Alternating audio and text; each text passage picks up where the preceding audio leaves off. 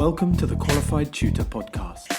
I'm your host, Ludo Miller, and I'll be interviewing tutors and thought leaders from across the tutoring landscape to inspire, inform, and motivate you to become the best tutor you can be.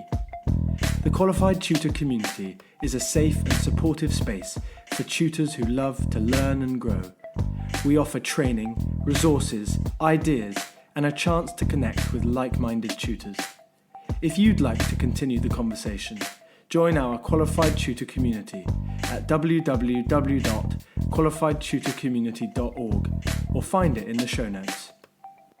Welcome to this week's episode of the Qualified Tutor podcast. As we have done so successfully in recent weeks, speaking to those who matter to us most, the tutors and teachers, educators and education experts, QT course graduates and even professional chefs who we are so lucky to have met, we are able to connect an even greater number of tutors. The connections that have been made through the community we're building have been immense, and time after time we hear from newly signed up members that they've joined because tutoring is an isolated profession and one that's in desperate need of collaboration, not competition. The NTP has catapulted tutoring onto the national stage and is really the fruit of years of hard work that has been completed behind the scenes, shall we say, by a huge number of teachers, agency directors and tutors. As such, we wanted to give our community, and tonight we welcomed in several new members, the chance to voice their opinions, queries and concerns on a range of topics, from the NTP itself to tips and tricks in tutoring from those who know how. We always look forward to our Wednesday night sessions every week, whether they're QT course workshops or one of these wonderful one-off sessions we host, which provides such entertainment and life to our world of tutoring. If you'd like to hear more, the community is always open to you. Do find out more in the show notes below. But for now, listen and learn from the QT team and our brilliant group of Q&A wizards.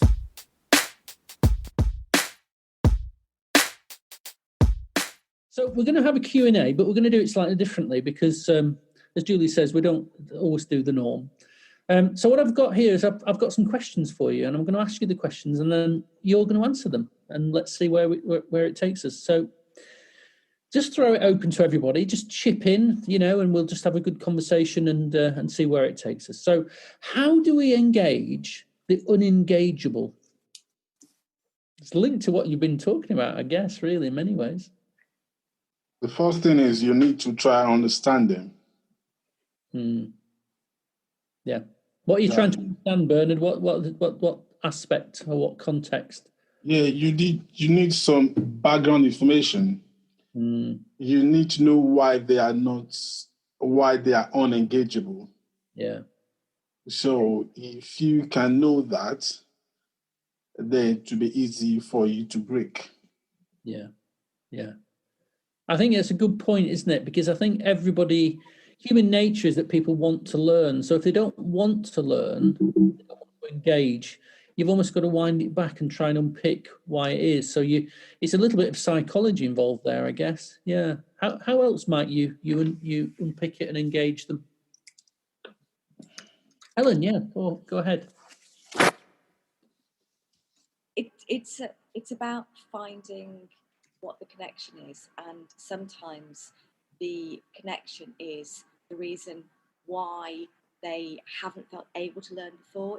It's sometimes what they're interested in learning, but it's also sometimes about what's put them off learning before. So, for example, there was a student that I worked with, and he hated formal environments. So I ended up doing English with him, sitting under a table, because that's how he was comfortable. But he'd had such bad experiences before that he thought that if he did that and he pushed it, that I would just give up and walk away. And it's like, no, if you won't sit at the table, then we're not going to do anything. But we sat under the table together and we talked through, we chatted, and we looked at some stories, etc. And in the end, we did a bit of sort of role play. I mean, this was within English. We did some role play around the carpet, and then we organically ended up sitting at the table because he wanted to sit on a proper chair. It was no longer because it was a formal classroom, but we'd addressed the fact that he didn't like the formality of the classroom in school. It's almost like kicking against authority, isn't it, in some ways? And, you know, the fact that you didn't allow him to do that, but, you know, by doing what he didn't expect you to do in many ways, you know, he expected you to force him to sit at the table. I'll tell you a little story. It's quite funny because it's linked with what you were saying. So there's a school that I used to work in where there was a real problem with baseball caps in school, and the head teacher didn't like people wearing baseball caps, and you know, because it was a cultural thing in many ways. You know, so he felt it was creating a gang culture sort of idea. You know, so what he did was he bought himself a baseball cap, and he wore it all the time in school. And honestly, those baseball caps disappeared within minutes. And it's the same sort of thing, isn't it? You're effectively taking away that power that they've got. You know, that power that the children have got. So, you know, and they wouldn't be expecting that at all, would they, Helen? That would be the last thing they'd be expecting you to do. Yeah, totally. And it's fun. Yeah, absolutely. Yeah. Any others? How any other ways that we can engage the unengageable, or any examples of where you've had problems and then it's all worked out? Victoria, were you trying to say something there? I think. Yes, I was. I'll get there in the end. No, I was just going to say it was like Barack Obama, and when he was talking to his girls, Malia and Sasha, I think, and they were talking about getting tattoos, and he said, you know, I absolutely support you in getting a tattoo, but if you get a tattoo, then we're all getting tattoos. That's me, Michelle, Sasha, the other one, you know, all four of us were getting family tattoo. Whatever you get tattooed, I'm getting tattooed. And the girls did not want tattoos after that. So yeah, excellent. Any other strategies, advice, guidance, anything you want to share with us?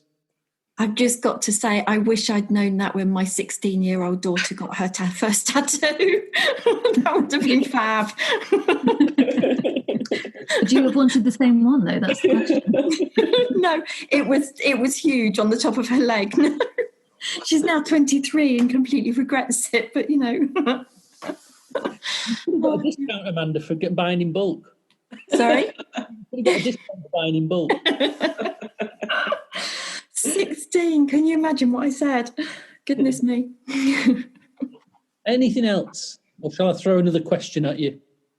I think a lot of it is getting on their wavelength as well, is you know, finding, like Helen said, that connection, and it you know, sometimes it can take a long time, but it's just a sort of step-by-step approach, and getting on, you know, whatever their interest may be, and, you know, whether it's their Xbox or their, you know, their music or whatever, if it's older students, and, you know, just finding your way in through that.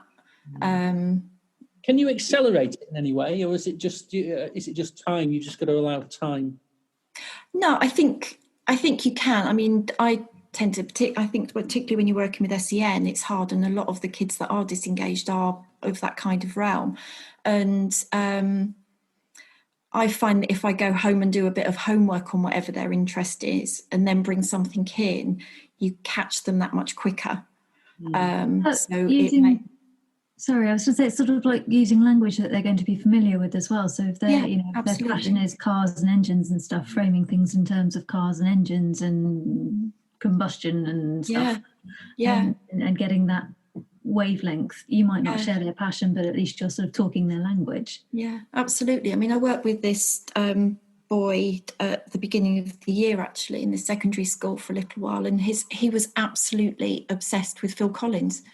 And, you know, so it was about going in the following day, I've listened to this song, you know, what's your favourite? And immediately you've got that, you know, got him talking at least, you know, and giving him time maybe to play one of the songs for you and that kind of thing. So it's just finding that and not being afraid to sort of just use that for a little while, you know, even to bring it in your writing, you know, let's write about Phil Collins, you know, it whatever you need to do. It doesn't actually matter in many ways what they're writing about at that point, does it? Exactly. If it is just about writing and bringing in the correct grammar and some spellings, it doesn't matter whether it's about the moon or whether it's about Phil Collins. It's just what they're writing. And again, it's finding things. If a kid's really into sports, find out all the football players and do your project on that. And tell me, give me a story, imaginary or factual information about ex-footballer or whatever it may be. It just gives that bit of enthusiasm for them. Can I pitch in, Adrian? Yeah, of course you can. Yeah. So I think one of the things that you just said there is that it doesn't matter what he's writing about as long as he's writing. And sometimes we sort of get stuck into, well, you're going to be writing about pirate ships today. I don't care if you'd rather talk about unicorns. And if you remember what's the important part and which are the extra bits that you could remove and replace, that gives you the freedom to not get stuck on one way of doing things. I think that's, Helen, one of the things that we were talking about in the theatre forum, that it sort of loosened you up to thinking about lots of ways of doing things and seeing things. There's a small group that I regularly work with, and the joy of that particular group is that they share all sorts of ideas about things that naturally interest them. And there was this one lad who is very much lacking in confidence, and was basically saying that he wasn't good at coming up with ideas, but also he wasn't good at leading or showing or explaining or whatever, because he was trying to talk about a subject that interested him, and he was stumbling over it. And we chatted about what things he was interested in, and it turned out that he loves tennis, and that actually, as part of his tennis career, and this lad is 12, he already coaches little ones at the same tennis club, and that he does it naturally without thinking that he's teaching, without thinking that he's leading, without thinking of what he's doing, without thinking about the fact that he's encouraging, exciting a new group of children, etc. And he suddenly started saying, actually, I do talk to them differently. I use words that I know that they will understand, and as a result of that, he chose the next month's group topic, which happened to be Titanic, and he and I are both Titanic themes. So he started off co-leading. By halfway through the month, he was leading all of the sessions. I had coached him in the sort of things that you can say and how you can encourage developing on from his tennis experience. So by the time we finished the month, he was actually he actually apologised for the fact that he could speak for hours about the Titanic and that we must shut him up rather than let him keep on going. But by the end of it, he was giving tip BG and a gold star to everybody else in the group, telling them how interesting the information was. He describes himself as being a Titanic geek, but by the end of that month's topic, he was the leader. And celebrated the fact that he'd realised that he'd become the teacher and that he actually really enjoyed it, and that the others had learnt from him and were ready to lead their own month courses. Yeah, quite fascinating thing, isn't it? It's, the way there's a lot of psychology involved in what we're talking about here, isn't there? Really, and just trying to understand individuals and what makes them tick. Really, absolutely key. Right, I'm going to throw another question at you, and then I'm going to sort of throw it out to you guys and see if you want to ask any questions that we can all chip in with. So, what would you say are the key points when preparing for your first tutoring session? So someone you've never met before, might be your first one ever, but what are the key points that you might want to take with you in terms of preparation? I normally do like an initial assessment. So I take these a couple of forms with me. So it basically looks like what I'm doing, but because I can be quite, it's your first session, so you sort of need to take control of it. I normally ask them what they like to do, what they like at school, what they don't like. Try and get to know them a bit better. It's always a good idea to also get a copy of their last report from them. And I also spend quite a bit of time chatting to their parents as well, just finding a bit more about them, really. Yeah, just getting information, just gathering information. Because the thing about it is you don't know what information you need at that point, really, do you? No, you don't. You need, for me, it's better if I have the report in front of me, because it gives me a good idea of what that student is like, because obviously it's going to be from their teacher. So it kind of gives you a head start. I don't always do an assessment in the first lesson, though. It's more kind of getting to know the student and building a rapport. Yeah, absolutely. Yeah. Again, relationships, keeps coming back to relationships, doesn't it? Each time, everything we seem to be talking about comes back to relationships, building those relationships. Yeah. Positivity. Yeah, absolutely. Any other points that people want to raise about the first tutoring session? I say similar to Jyoti, but so I might ask if I can see recent exams that they've done and if they can bring their school books.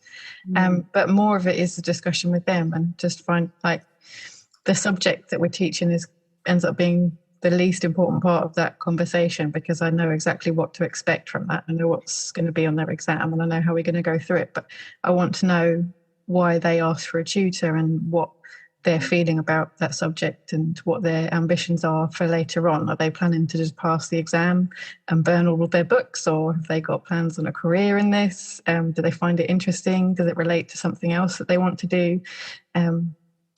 Do they actually want to have the lessons, or have they been made? And things like that kind of give you a better idea of what to expect from them in the lessons and what kind of support they're going to need. Is it important that they know what to expect of you?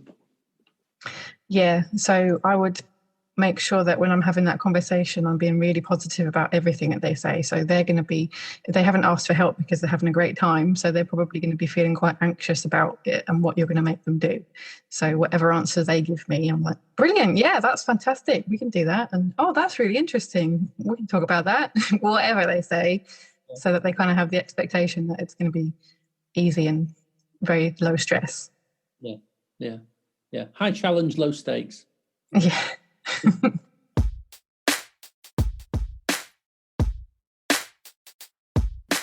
And now, a brief word from our founder, Julia Silver. If you'd like to hear more about the ideas we touch on here, or gain the tools to take your own tutoring to the next level, the qualification for tutors could be for you. This live online seminar is facilitated by industry experts who, over 4 Zoom workshops, will cover the foundations of teaching and learning and how it relates to you as a tutor. The workshops are full of rich discussions where you'll learn alongside other tutors and connect on a professional level. We will teach you how to be the kind of tutor every child remembers.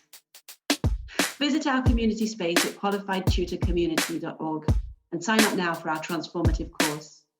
We'll see you there. It's interesting. It's important to tell them what to call you as well. Because that's a real barrier for a relationship if you don't make that clear from the start. So I sort of say to them, in school they call me Mrs. Silver, but you can call me Julia. And they quite like that. And then it sort of sets the pitch for how tutoring is different from teaching, although I'm still Mrs. Silver, so don't mess. So it's quite a good balance. But I would wonder whether if you were tutoring in a school, they would sort of fall into calling you Miss and never registering that you actually had a name. And how would you sort of give them the words to build a relationship with you then? I get creeped out when someone calls me Miss, or that is not my name. You got to keep the boundary as well, though, don't you? Because when I first started tutoring, I was a bit of I think I was a bit over friendly with the students. I was more like a buddy. And then obviously you realise that you've got to be a bit firm with them. And then if you start getting firm with them and they're used to you being all, buddy, they don't take it very well. And the most important thing I learned is that you've got to be, quite firm and set the boundary from the start. And that's a learning experience that I got. I learned that myself because I've not done any sort of teaching courses or anything. So yeah, it was a bit of a learning experience. When I first started teaching, one of the things that the teachers would say, this was about 1989, one of the things the teachers would say was, don't smile until Christmas. Yeah, familiar with that one. I never did. But the idea was, that you, as you said there, if you're too friendly with them, then it's very difficult to tighten up later. So it is a balance. But yeah, I mean, I think if you're too authoritarian, that's going to go the opposite way anyway, because they probably, many of the children with tutoring will have had a stomach full of that already, won't they? Yeah, you have to keep the balance, don't you? Absolutely. It's going to be interesting though, sorry to jump in, but it's going to be interesting because a lot of what we're discussing about tutoring in the sense of when kids come to you after school or at weekends, but there's going to be a huge bleed of tutors into schools with the NTP, so the National Tutoring Programme, which is, this sort of group tutoring process that we've been discussing, and getting that balance as a tutor in schools where you're going to have to connect with the children but be professional because you're in a professional environment. You're going to have to not tread on your teacher's toes as well. How you move around the schools, how you prepare for everything, that's going to be a challenge to tutors, I think. Yeah, I think it's going to be a very different way of working for many people, isn't it? And it's again, it's just establishing those protocols and those expectations, and it will take time. But that's for everybody as well, because in many schools, Victoria, they're not used to working with tutors. They have teaching assistants, but not tutors as such. And that it's going to be a very interesting process, I think, come November when they release the lists of the tutors that are allowed to work in schools. Just sort of seeing how the schools and the tutors mesh together is going to be fascinating. Absolutely, yeah. How they utilise each other. So. A journey of discovery, but it's quite an exciting time for tutors, to be in that and to be working in a different way. And there's going to be lots of work for you guys anyway. That's for sure. Any other points? To be a tutor. Yeah, if I can just take it back a little bit. You were asking what to take into the first lesson or what information to collect. I've always found it very useful to think about the labels that students have either been given or have taken on themselves and internalized in some way. Not good at this, can't do that. And like you've said, from the psychological point of view, sort of understanding where that's come from a little bit and thinking how you can unpick it. But the other thing, whenever I've done my first class, I always feed back to them the information that they've given me so that they hear it from someone else. And then that helps them to understand they've got an ally or someone who's actually listened to everything that they've said and said, look, I've taken it all on board. This is what I think we could do. How do you feel about that? Is that the way you'd like this to work? For example. And I guess some of that blends into what you're talking about sort of in the first question about roles and the roles that you want that student to have, whether, what roles they're used to playing, whether they're used to being sort of henpecked and shouted at and whatever, and putting them a bit more in the driving seat as to deciding how and what they're going to learn. Yeah, absolutely. Yeah, absolutely. And the thing is, Dave, many of the children that that you're talking about, it's a little bit like Helen with the going and sitting under the table to teach English. Many of the children have developed strategies because we're talking essentially with the NTP program. It's focused on disadvantaged children. Well, many of them have developed strategies that can deal with that authority, and they're used to dealing with that authority. So, the finding a way around that is a really important thing. And Helen sitting under the table, which is a great image, Helen. But Helen sitting under the table is will have really sort of thrown them. They won't really have known how to deal with that because they've never met it. So those sorts of things, and what you were alluding to there, Dave, just looking at different ways of approaching it, so important, really. and it can just give you that little bit of a hook, just that little bit of a relationship that you can hook them in, and then you can sort of, work with them. Yeah, absolutely. Brilliant. Thank you very much. Any other points that you want to raise? I was going to say about making sure you go with a plan B sometimes, because particularly if you haven't had any real input about the child necessarily. I mean, hopefully you've got a fairly good background, but I think especially if you're working with sort of an SEN kind of pupil, because it can be unpredictable, and sometimes you just have to change tact and always have a backup and try to make the backup fun, I suppose, because then it just sort of brings it back again and sort of puts it in a norm, some kind of normality within the session, but whether it be a game or whatever. But I would always take something in case something doesn't go to plan, whatever that may be and whatever you're comfortable with doing. Mm-hmm.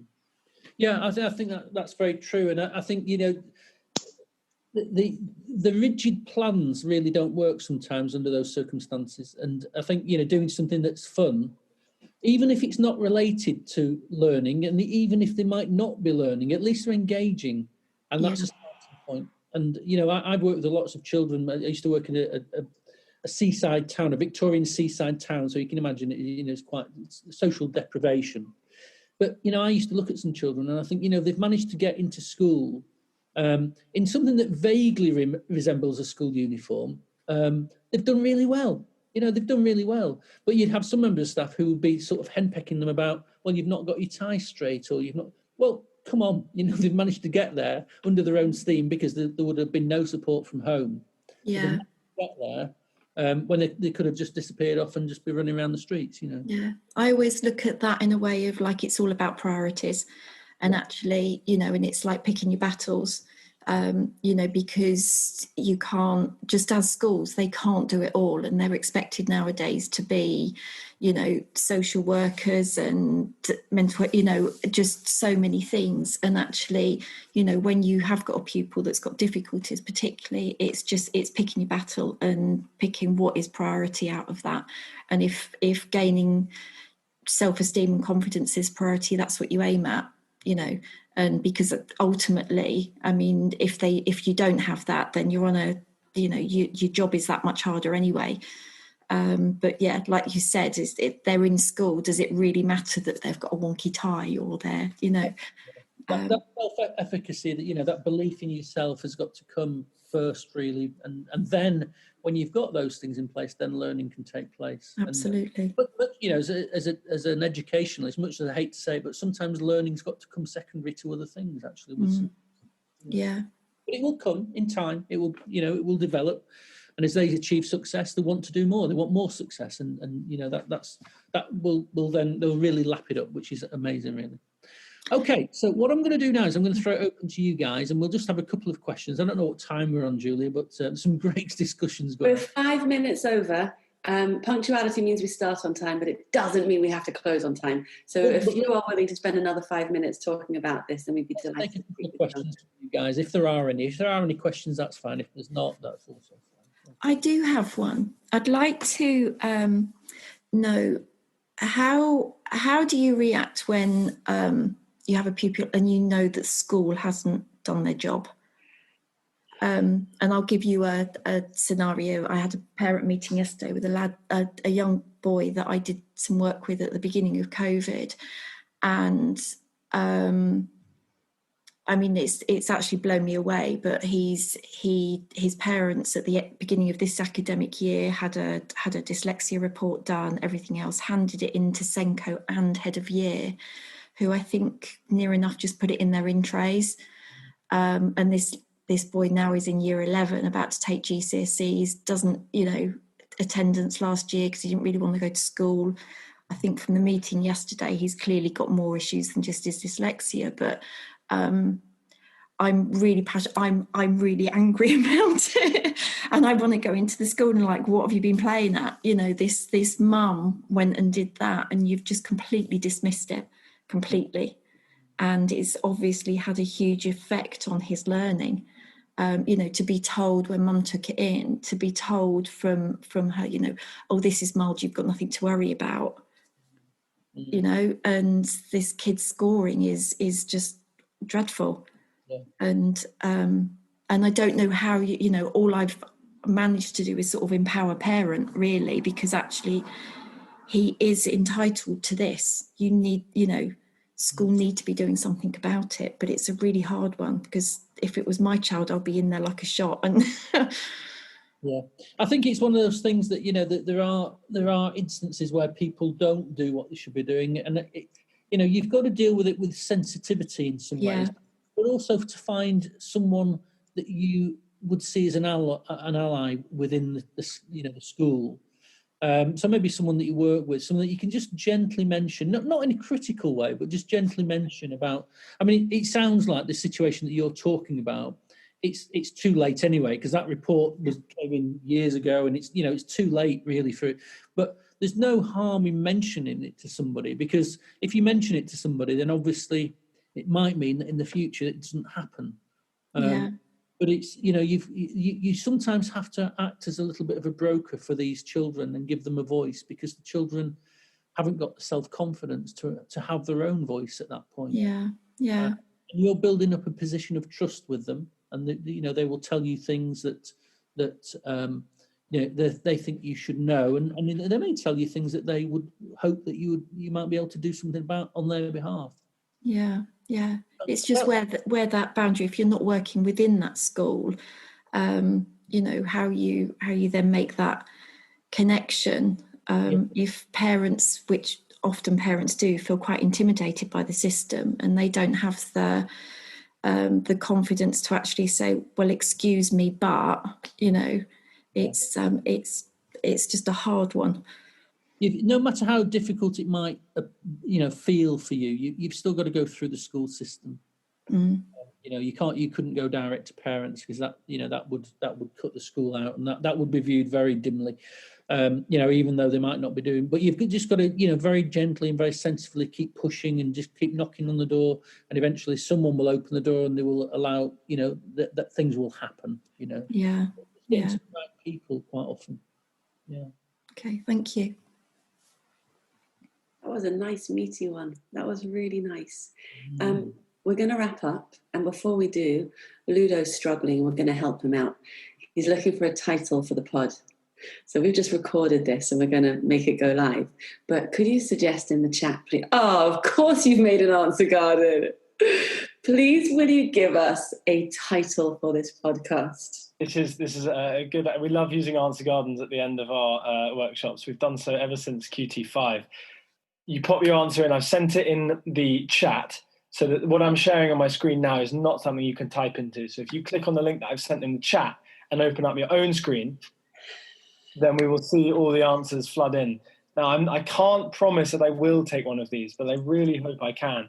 And it's always very good to give you guys the agency, practice what you preach, to give you guys the agency to what the podcast title would be. We'd love to build engagement around our podcast, because we do have very good guests on, and it is gaining traction. So, we'd love to hear from you guys, and if that means you guys choosing the title, and that's brilliant. A questionable podcast, very good. Lovely people, loving tutoring. Many truths, no lies. Would I lie to you? This is, I can't actually see who's written these. Oh, the fun. Unengageable. Very, very good.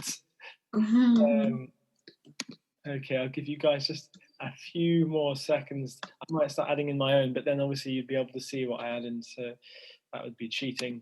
I can hear some typing going on, so someone's putting an option in there. You know what, it might well be one of these. Are you telling me a lie? No tutor, no lie. That's someone's come away from this session thinking that no is the takeaway. Then maybe we've done something slightly wrong. Should we start again, Ludo? I love that.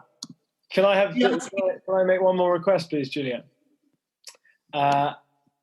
if you guys have enjoyed this session, then we would love to hear what you enjoyed most about it on our Twitter page. I don't know how many of you are on Twitter. I know some of you are because we follow you and you guys follow us. Julia just completely every single time retweets a qualified tutor tweet, and it's always the most reassuring thing knowing that every tweet I get will be retweeted at least once.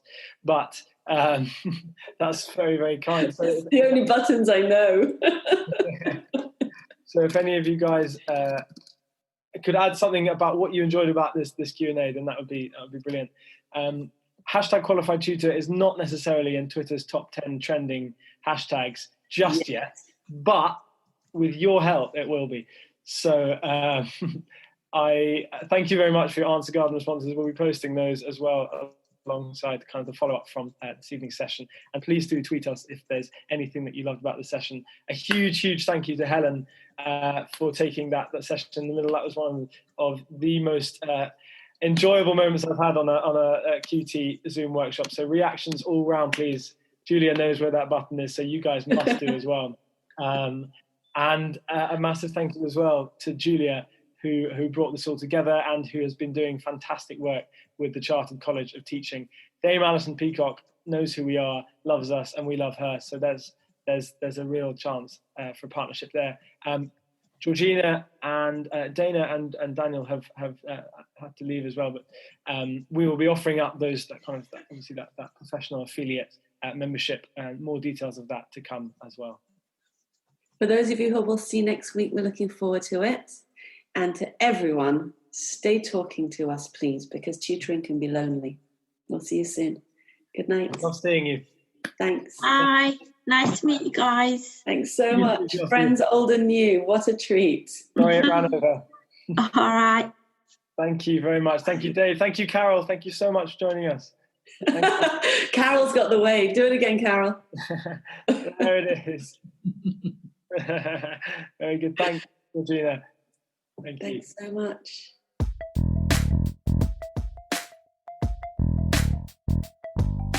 Thanks for listening to the Qualified Tutor podcast, where tutors share their expertise to support the tutoring community.